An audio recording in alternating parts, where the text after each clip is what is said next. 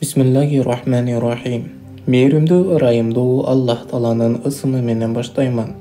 Жылдын эң улуу күндөрүнүн бири Арафат күнү.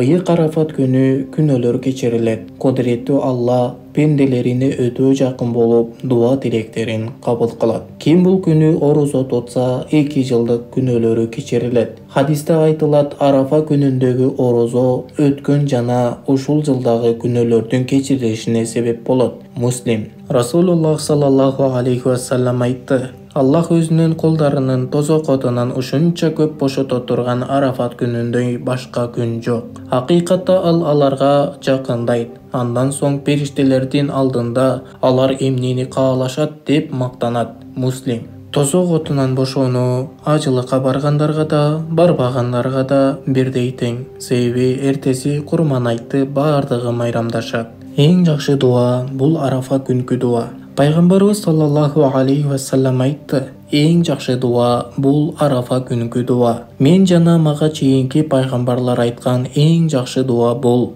жалгыз шериги жок Аллахтан башка сыйынууга ылайыктуу эч бир кудай жок. Бүткүл бийлик жана мактоо ага гана таандык, жана ал бүткүл болмуш үстүнөн кудуреттүү. Тирмизи. Хадис хасан. Ла илаха иллаллаху вахдаху ла шарика ла, лахул мулку ва лахул хамду ва хуа аля кулли шейин кадир.